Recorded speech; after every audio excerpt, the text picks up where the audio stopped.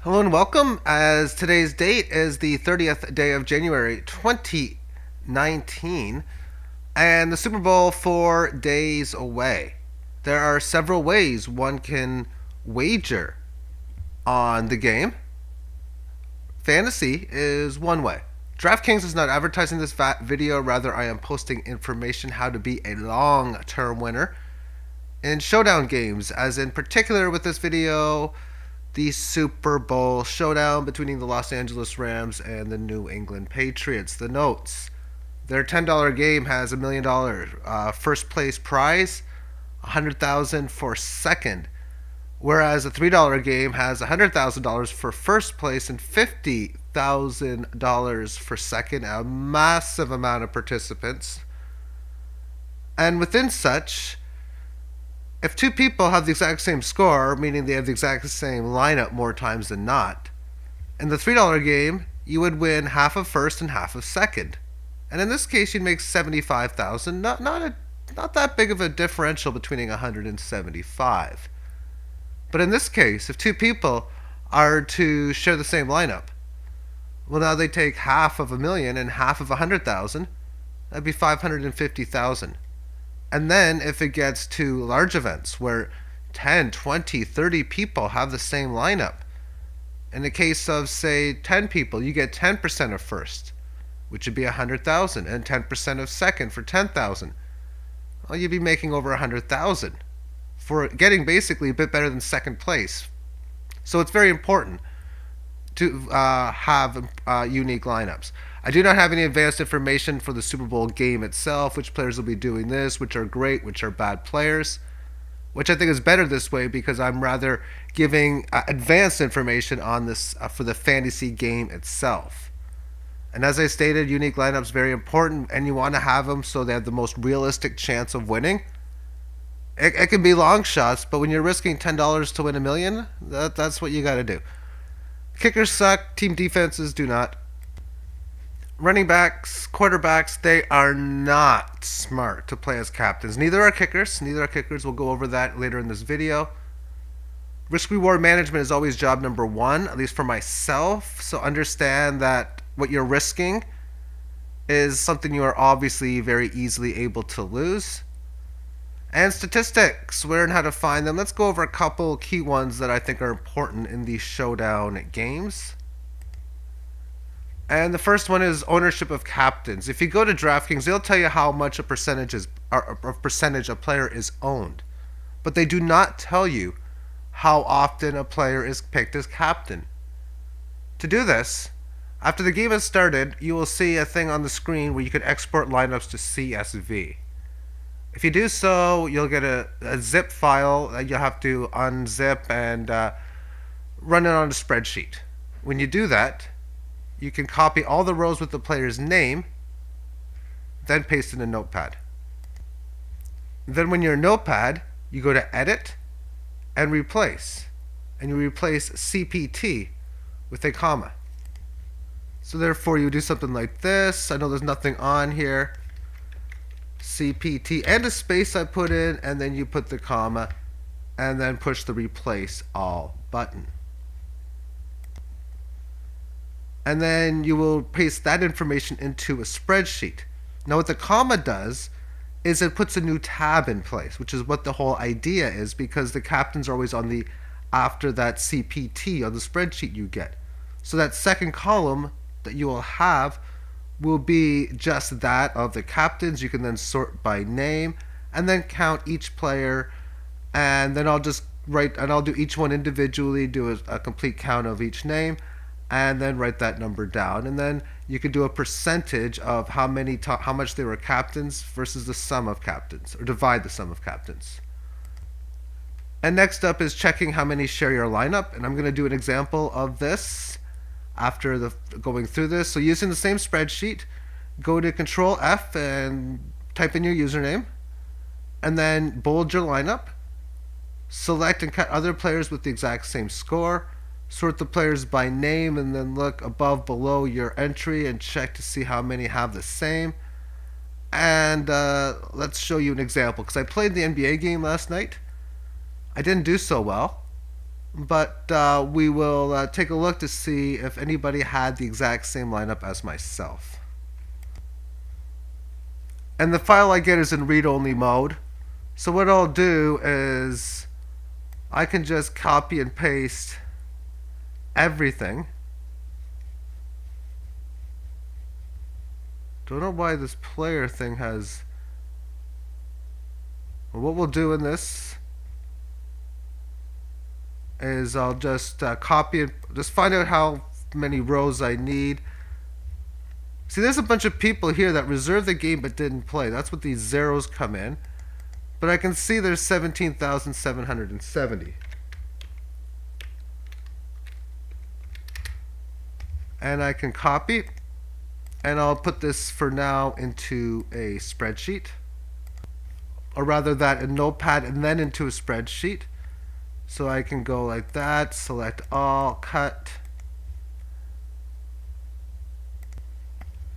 and then paste the data in here. And then what I'm going to do is I'm going to search for my name. And to do so, I'm just going to adjust the screen size. And in the find, I can type in, I go by the name AG47, which is a reference for that of silver. So what I'm going to do is I'm going to calculate how many people got exactly 194.375, which is quite a few. So I'm just going to delete everything up here. Don't need it. So just going to put this to A1 and delete everything, every single row.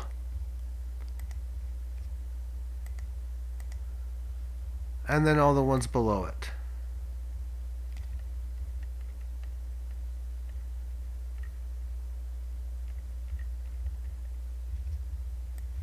So 168 people. We all shared the exact same score.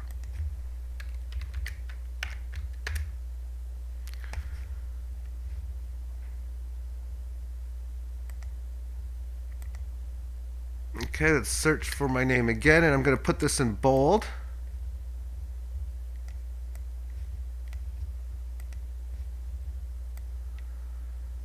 And what I can see right now is, as long as this is sorted in alphabetical order, I've got a unique lineup already. And I gotta be sure that I have everything like this. And I'm gonna want to sort by column. Looks like F, because it's all in one column.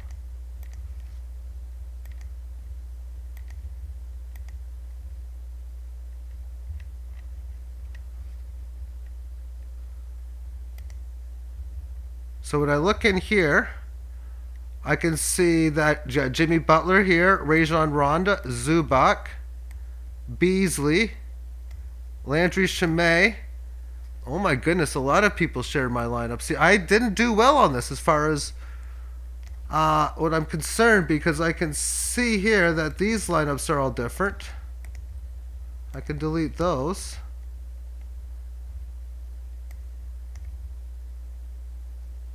And below this, these ones are all different. I could delete these ones as well. So there's 53. And this is for just a small player game compared to the size of the Super Bowl game. So this just shows you how unique your lineup is going to have to be in order for you to get a decent sized first payout, because you could have 500, 600, 800 lineups in that game trying to win that $1 million for first place. And next thing you know, you're talking about getting a significant fraction of maybe a 5-digit score if you're lucky. And now what we're going to do is take a look at the top 6 players in every single Super Bowl, because the way the game works, is you need to have the top player as your captain. In this case, Super Bowl one. If they had such a game, you needed wide receiver McGee out of Green Bay, who got 35.8 fantasy points. And then you want to try to get these top five guys below it. Give you an idea of how it's worked in the past and the realism of just being able to execute such an event. So for probability odds. In this case, I'm not going to understand a lot of these players. I mean, there's Bart Starr, R.B. Pitts for Green Bay. I don't know who that is. McClinton, Taylor. I don't know these guys. Len Dawson, quarterback. I recognize his name. The scores back then are much different. And these calculations, they're definitely not official. And these are me looking at every single Super Bowl and manually just going through and just doing the numbers myself. I could miss somebody who should barely was higher, but for what it's worth, it's an accurate enough idea of how these games go. They actually should be relatively accurate. Maybe some cases this might have been 20. Maybe there was a fumble I didn't see and he was 20.7. Other than that, there's just a few small examples. Okay, so that was Super Bowl number one. Super Bowl number two is Green Bay and Oakland, where we see a wide receiver get 25 fantasy points, a defense, a kicker, the losing quarterback, a wide receiver, and then Bart Starr as well. The Super Bowl three, Joe Namath, he didn't make the fantasy list. Running back, wide receiver, running back, defense, wide receiver, and kicker made it. A lot of very terrible scores below. We're in a new day and age of football where the sixth best player is going to get some good points usually. Super Bowl 4 had a Kansas City win of 23-7 over Minnesota, where we had these are the scores in here. It's going to take a long time to go over them. I don't want to go through too much of them, so I'll just show them for a few seconds each and go over any type of notable ones, because the more recent ones are the ones that are going to be coming into play. Well, here's a 14-7 game where the best score was Larry Zonk at 15.1. We're not expecting, 24-7. I only got this is at Larry Zonk got 29.5, and at Fran Tarkinen 14, and the Dolphins defense got 10, and literally everything else below that was trash. But it gave you an idea that at that case. And back then, running backs used to always win. Key word was back then. Because nowadays, running backs, unless they can get a lot of catches, it's very hard to beat the scores that receivers will get when you get the PPR points. Here we got Lynn Swann and a bunch of other ones. I'm missing a player on here, obviously. The top 5 in this case, but the wide receivers today are able to get big points. Super Bowl 11, we can see 32-14. The Cowboys got the most defense here, the actual defense itself, and the entire top 6 was the Cowboys. So in this case here, you have to have one player on each team on the fantasy, so you'd still need whoever the Denver guy happened to be. Then we got a big scoring one here. Worst points was 16 by Franco Harris. Quarterback, wide receivers. And it's very hard even for a quarterback to have a top game, because unless they're able to run for big yards and get 60 yards rushing and a touchdown or something, they really got to throw mega yards and mega touchdowns, 400 yards and 4 or 5 touchdowns, to be able to match the points that the top receivers may get. And they have to spread the ball down the field, because if they have one receiver that gets 200 yards and 3 touchdowns, then that's going to be even harder to beat. And now we got San Francisco and Cincinnati. Joe Montana, he gets some good scores in there. But you're going to notice that Jerry Rice does relatively good in his games. Washington versus Miami. I got a note here. Garrett in Washington would have had 1 career catch coming in, and he has 13.7 points. And that's going to be important when you're trying to get a unique lineup. Who do you not know? And I got a couple names available that could possibly come out and do it. I got one real big sleeper that I've done research on New England. I got a few names on LA I haven't done research on, because I'm not going to go that aggressive into trying to find players.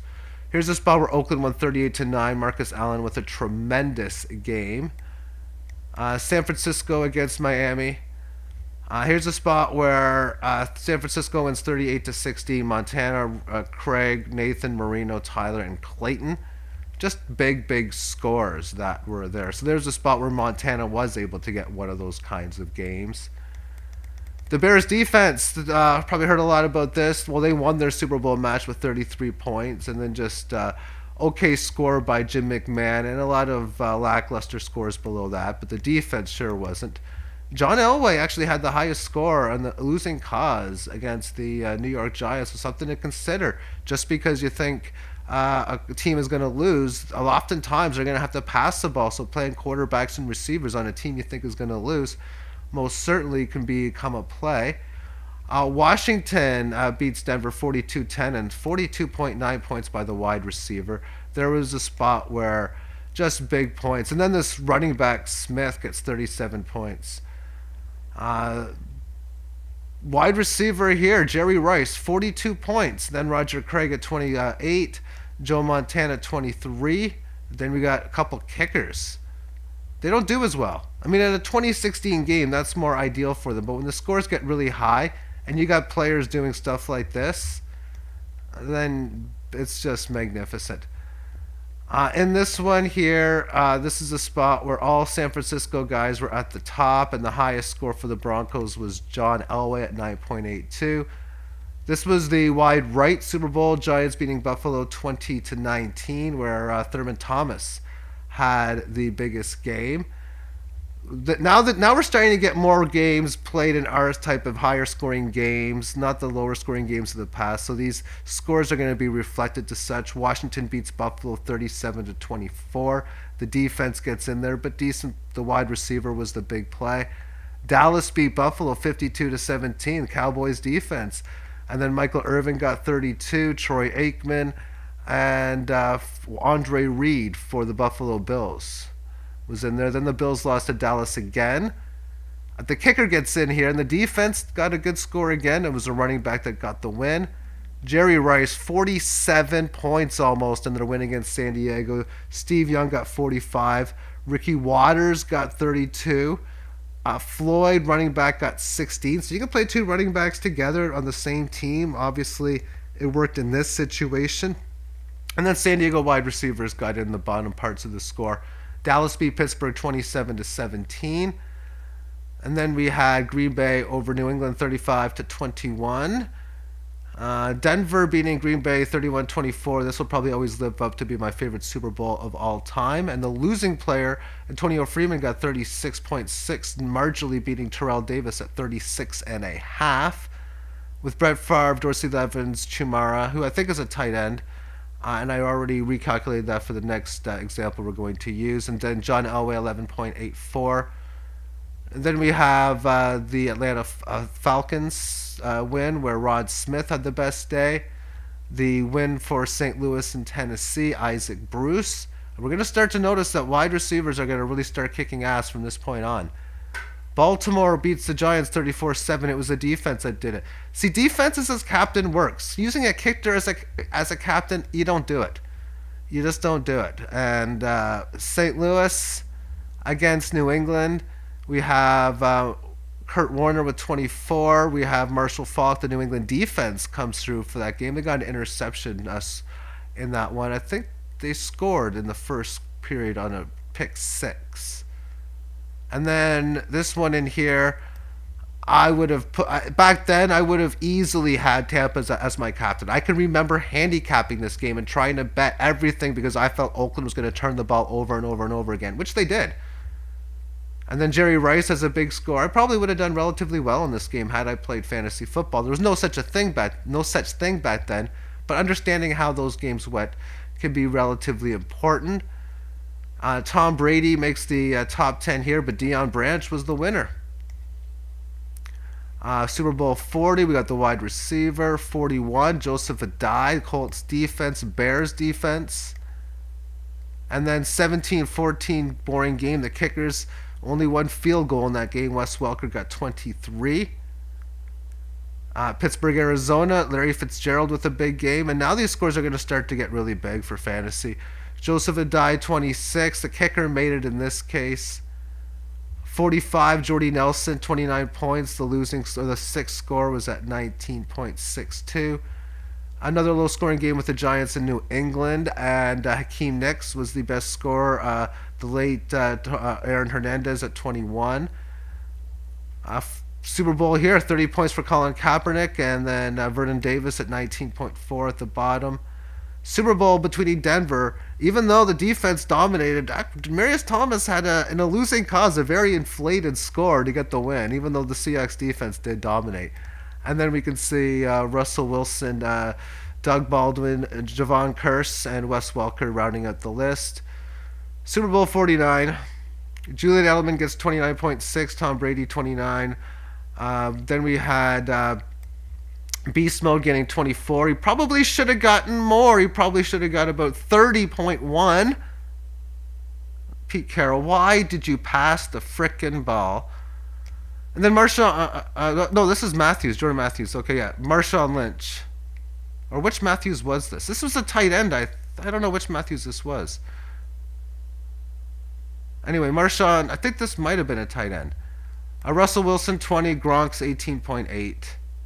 Guessing Matthews would have to be the captain and then pay big for the big guys, because Matthews was a cheap player to buy, and there was just, these guys would cost so much. Denver beats Carolina 24-10. That was all done on the defense. We had C.J. Anderson with 21, Emmanuel Sanders. 14. There was a 1970s, 1960s Super Bowl. The big comeback, New England over Atlanta. This is why you don't bet James White or any of these types of offensive players to win MVP. He got 48.9 fantasy points, got the winning touchdown, but did not win MVP. James White is going to be a popular pick this weekend. Tom Brady, 30 points. Danny Amendola, 21. And then we had Freeman, the running back, at 20. Antonio, he's been on my fantasy teams. I can't remember his first name offhand. He's on my fantasy team on my keeper league. Matt Ryan, 19, and Julian Edelman, 13.7. And then White broke Rice's 46.9 fantasy record.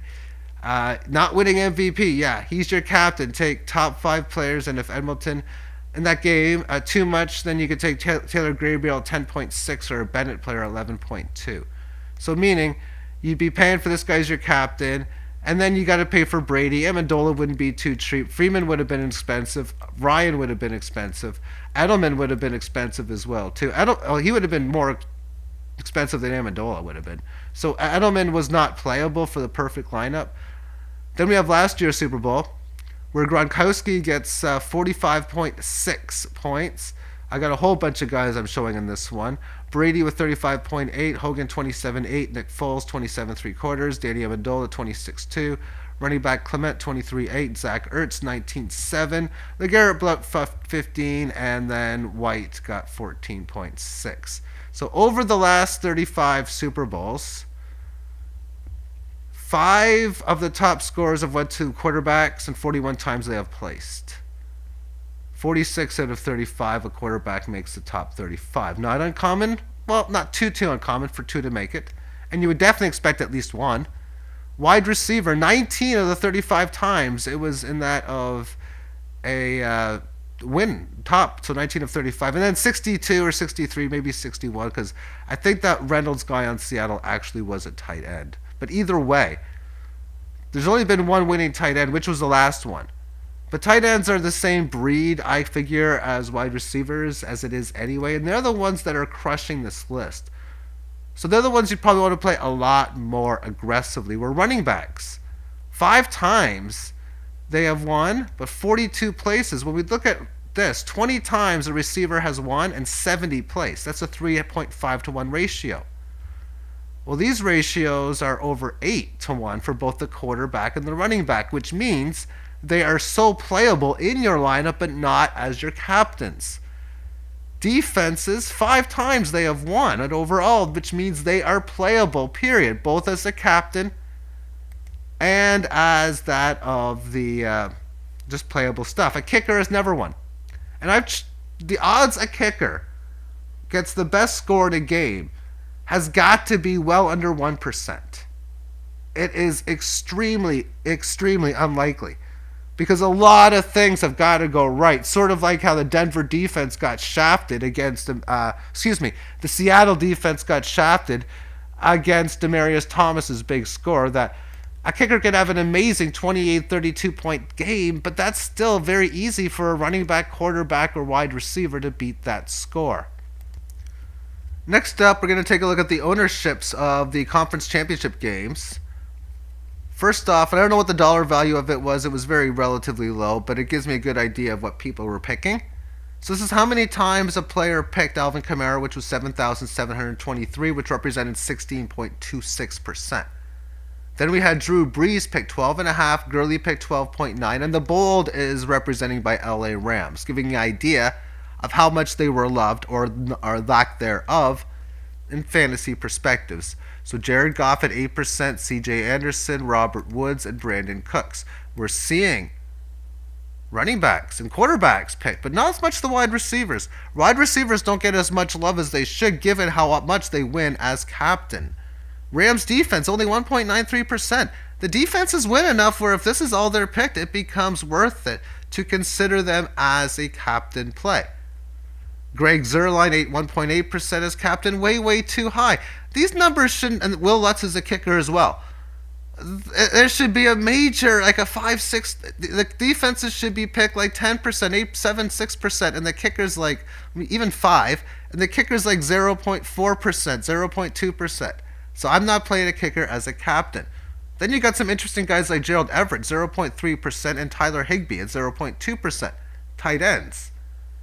If they're going to be picked this low, on any given day, you have to ask yourself, well, 0.3, 1 in 300 or so. Is that the likelihood he's going to have the best game? If it's greater than that, then yeah, you pick him. And much greater than that at that. And then we got some people that were barely picked. So these are some guys that possibly, I don't know what their story is. One of them's a backup quarterback.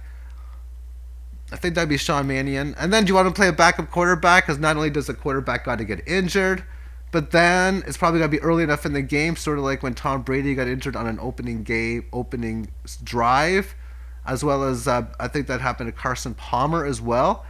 But then they have to go out and have the best game on top of that. You're playing extremely thin odds to do so. 43.15% of the picks were done by the Rams. They were the road team, so you expect the favorites to be picked a lot more. So the Super Bowl, I would expect this number to be lower than 43 because I got to think that there's going to be more people liking the Patriots over the Rams to the degree as it was with the Rams to the the opposing New Orleans team. As far as the best scores of the game, Alvin Kamara was the best at 22.1. And this worked out to be that if you played Alvin Kamara, so I'll put this in bold because that was your captain, and then to play these exact other 5 people costed $48,900. And when there were 47,000 lineups in place, and there's going to be like over 500,000 in some of these games of lineups, 2 people got the perfect lineup in one. It was a cheaper price game. $1,500 was what they won, $2,000 for first, which meant $2,000 for first, $1,000 for second. So therefore, I think the reason why it was only 2 is because most likely it could have been very easy taking Zuerlein out and putting in for an additional $1,100 some other skilled player. So I think that was one reason it was barely owed. Moving on to the New England game. Patrick Mahomes was picked the most at 17.33%. Then it was quarterback Brady. Then running backs James White and Sony Michel, although James White is a catcher more than anything. So he's a different kind of breed. For Sony Michel or any running back of his nature, for him to get the best score, it's hard because you almost got to run for like 100, well over 100 yards and multiple touchdowns. With that being said, in the opening round of the playoffs, Sony Michel did just that for the best score. Then we have Julian Edelman as a running back. Rob Gronkowski. Patriots defense was picked 1.43%. The Chiefs defense 2.5%. Not high enough. And then the kickers, Gostowski and Bucker. It's way too high for the kickers and way too low for the defenses. And then Philip Dorsett 0.9%. Hogan 0.8%. Rex Burkhead. These are interesting gambles, but you know what, though? What's the chances Dorsett has the best game? It's probably... it could be close to that. I don't know if I'd want to play it. I think I'd be more comfortable playing Edelman at 6% than Dorsett at 0.96. James Devlin, 0.1. Dwayne Allen, he's on the team. He's on the team, that's it. Brian Hoyer's a backup quarterback. Matthew Slater is only special teams player. He's consistently playing on special teams and consistently doing literally nothing. Not one offensive attempt or carry at all. And Steven Anderson, this is your sleeper pick on the New England side. Deadly sleeper. Picked twice in this AFC Championship game. Out of a total sum of 83,120 lineups, the Patriots were picked 50% as road underdogs.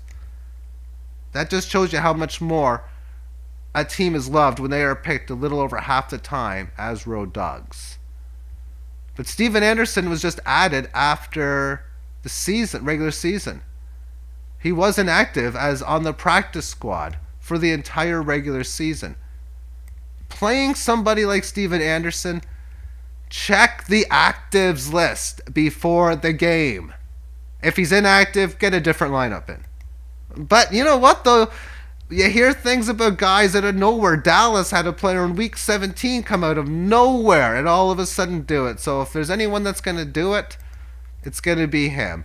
Now, would you rather... I think I would rather play him, not as captain, but in the regular lineup, because by doing so, that's going to make your lineup relatively better chance of being unique. And if he does well, he's more apt to finish 2nd through 6th in the score than he would be in first place. As far as last week's game was concerned, the best scores were as following, with Damian Williams getting 32.6 as the best score.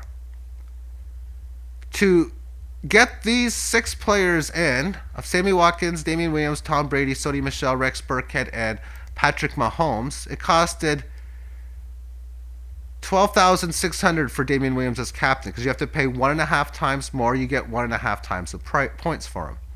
Sony Michel costed $7,400, which brought the price up to $20,000. Mahomes at $11,400, Burkhead was $3,000, Watkins was $54,000, and Brady was $96,000. So it happened to work out in both of the conference final games that the perfect lineup worked out to be about little under $50,000. That's not good in my perspective when you're trying to get the lineup where, if you can, say for example, you make this lineup.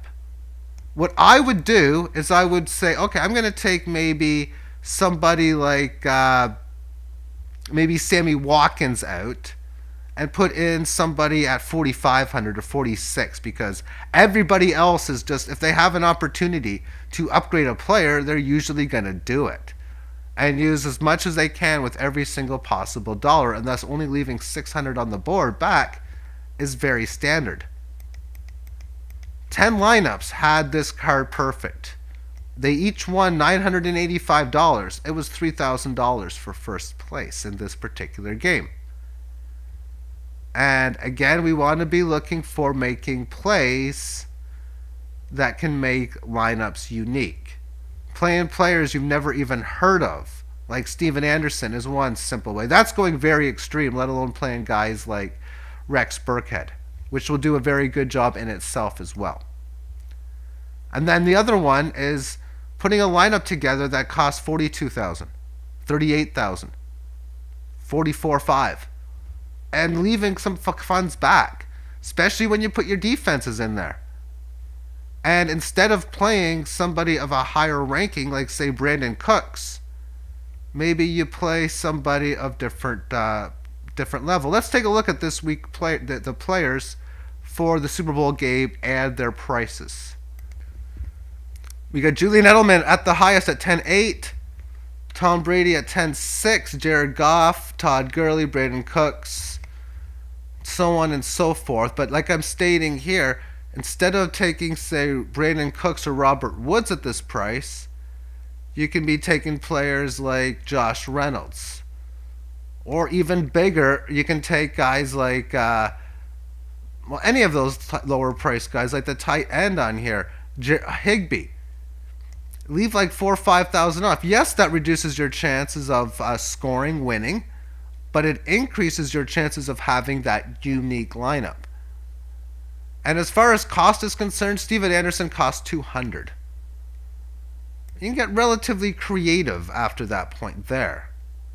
But as you can see, if you did put him as captain, he was only picked twice. It really doesn't matter there after that who you're going to pick, because even if you go with the most extreme top guys, as long as it's, even if it is the top 5 guys after that, it's not too likely that the other 2 people, or 1 or 3 or 4 or 5 people, are going to pick the exact same as you.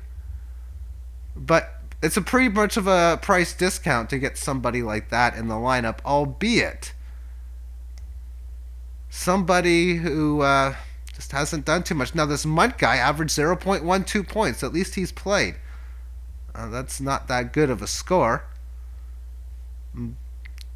But I don't think I'm going to go as low as playing him, but I'm going to be very curious to see how well this works. See, I'm going to get just a few viewers on this video, where if I was one of the top DFS people showing video stuff and I talked about this, getting 3,000, 8,000, 20,000 views, I would have just changed the industry big time. Meaning I would have went from him being picked 5 times to 30 times. I don't know if I'm going to play him, but he is that, like, oh my goodness, if he goes off, for me to say this in advance. It's just he's a guy set up for the person you don't know that's going to do it, at least on the New England side of things. So I'd like to thank you for tuning in. Good luck to those who play the game. I will follow up after the Super Bowl, either Super Bowl night, which is probably how I'll do it, or the Monday thereafter it, with the results of the game, how I did. I'm probably going to play about 5 different lineups, maybe 4 or 5. I've already got 2 filled in already. On the $3 game is what I'm playing. I'm not playing the 10. And I'll just examine different things again, because it's possible that it could be relatively common winning score, and 60 to 100 plus people might have the same lineup. After all, you've seen my basketball lineup at the start of this video, shared by several people. And in that case, it's a different sport, albeit, but it was a lot less of a field, because the field's, again, 500,000 people. That's crazy. Thank you for tuning in. Bye-bye.